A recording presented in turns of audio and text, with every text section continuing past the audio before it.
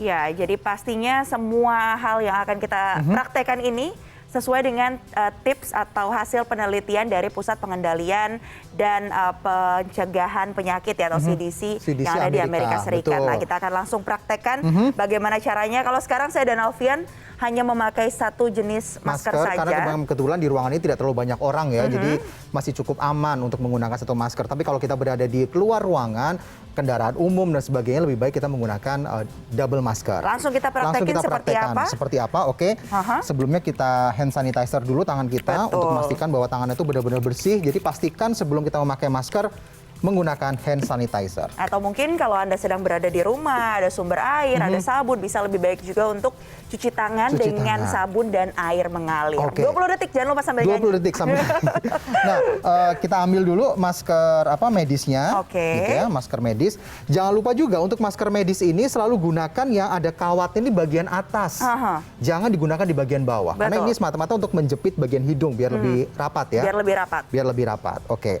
Kita akan coba praktekkan dulu. Sebenarnya adalah kalau kita pakai masker medis kan seringkali kita takut ya bagian bawahnya atau bagian samping kanan kiri ini nggak rapat. Jadi udara masih bisa masuk dan sebagainya. Nah, kebetulan kita akan mempraktekkan untuk membuatnya. Jadi kita simpulkan dulu. Sebenarnya ini beberapa kali sudah diketahui ya caranya, tapi kita kembali lagi mengingatkan ya kepada kita semuanya gitu. Jadi kita simpul dulu bagian ujung-ujungnya. Ini gunanya adalah untuk memastikan bahwa maskernya ini nanti begitu dipakai benar-benar menutupi bagian hidung sampai ke dagu dengan sempurna. Betul. Karena lagi-lagi kalau kita pakai masker, yang harus diingat adalah harus menutup dengan sempurna. Tidak boleh ada celah-celah dan juga rongga-rongga ada di sekitar betul. sini. Nah, ya. kemudian bagian bagian luar kita tarik ke dalam, kita bentuk begini, kita lipat. Itu ya, pastikan sudah benar-benar rapat ya. Sudah benar-benar rapat. Baru kemudian kita gunakan maskernya. Sebentar. Baru kemudian kita tarik ke bawah. Lagi-lagi seperti kata Alfian tadi, bagian kawatnya pastikan bahwa ada di hidung ya. Ya, jadi kan bagian kanan kirinya nih udara tuh nggak masuk ya. Jadi pastikan benar-benar bahwa semua bagian ini rapi seperti ini. Rapat ya. Terus baru kemudian kita pakai masker kainnya untuk lebih efektif lagi. Karena berdasarkan penelitian kalau dilapis masker medis dan juga masker kain ini bisa sampai 85% ya. Betul, mendekati masker 80%. K95 ya, masker medis K95 gitu. Kalau di awal-awal dulu kita sering pakai masker kain saja, tapi ternyata seiring perkembangan waktu itu tidak cukup untuk melindungi diri kita. Sekarang kita bisa ambil lagi masker kainnya tapi dipakainya untuk melapis dengan masker medis. Ya ini mungkin contohnya ada banyak masker kain Anda yang biasa kita pakai untuk mix and match gitu. Misalnya saya ini mau pakai yang ada nuansa-nuansa pinknya. Nuansa pink, menyesuaikan dengan warna baju ya. Jadi tetap bisa fashionable, tapi bisa juga tetap melindungi diri. Nah kita akan tampilkan juga grafis ini terkait dengan penggunaan masker double, masker ganda gitu ya. Jadi pastikan bahwa masker medis itu ada di bagian dalam. Baru kemudian masker kain itu ada di bagian luar. Jangan sampai terbalik. Betul, jangan terbalik. Harus diingat dengan baik ya.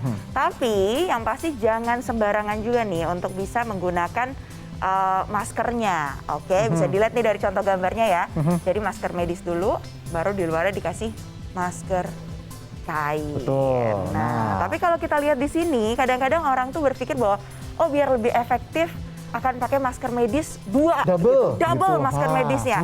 Ternyata ini tidak disarankan nih ya kan, karena kalau dari masker medis itu sendiri terutama untuk masker N95 itu tidak disarankan untuk didouble karena kemampuan filtrasinya sudah cukup baik. Gitu. Dan juga mungkin kalau dua ini juga akan semakin bikin nggak enak gitu juga ya, kurang nyaman ya. Nah, kemudian yang ketiga ini seperti yang saya sampaikan tadi, kita simpulkan bagian ujung dari masker itu untuk semakin menutup bagian kanan kiri kita. Salah satu praktek yang bisa kita lakukan adalah dengan kalau kita bernafas, kira-kira nafasnya ini keluar nggak dari kanan kirinya gitu ya. Atau kalau Anda menggunakan kacamata, apakah kacamata Anda berembun? Nah, ketika kacamata Anda berembun itu artinya masih ada udara yang bisa masuk ke dalam cara pernafasan kita. Jadi itu jadi salah satu indikator juga. Misalnya seperti Alfian sekarang kalau coba bernapas gitu, berembun ya tuh kacamatanya ya. Nah itu kalau berembun berarti ada rongga yang kurang kencang di bagian hidung sehingga memungkinkan udara untuk bisa masuk lagi. Iya, sekali lagi harus kita ingat bahwa penggunaan masker ini tidak hanya melindungi kita sendiri, tapi juga melindungi orang lain. Karena lagi-lagi jika Anda terinfeksi virus corona, itu berarti bisa digunakan atau dilindungi dengan menggunakan masker. Pastikan bahwa masker Anda menutup dari batang hidung, menutupi bagian hidung, mulut hingga ke dagu, ya. Jadi seperti ini ya, seperti grafis ini ya. Jadi memang bagian masker yang digunakan ini telah pas gitu. Pertama tempelkan tangan di area pipi yang berdekatan dengan tangan untuk tidak tertutupi masker, tarik kemudian hembuskan nafas. Seperti ini juga.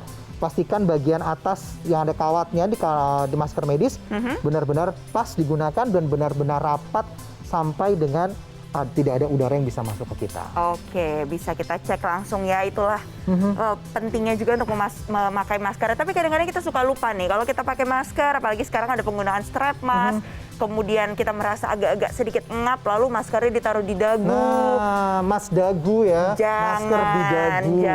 Jangan dilakukan itu ya. Jangan. Karena lagi-lagi masker yang sudah dilepaskan, itu tuh juga sudah terpapar gitu. Jadi lebih baik diganti ketika Anda merasa sudah tidak nyaman dan rutin juga untuk mengganti maskernya itu. Masker per 4 jam atau ketika Anda merasa masker sudah basah itu harus segera diganti. Jadi ketika bepergian jangan lupa bawa masker cadangan kemana-mana. Misalnya seperti ini ya, kita bawa satu plastik juga nggak apa-apa nih dibawa ya untuk cadangan juga. Jangan lupa juga setiap Anda ingin menggunakan masker, lakukan selalu step-stepnya mulai dari cuci tangan sebelum menggunakan masker, bisa menggunakan hand sanitizer dan pastikan bahwa wire-nya atau kawatnya ini melekat di bagian hidung dan tidak menurunkan masker ke dagu seperti yang tadi disampaikan oleh saya ya.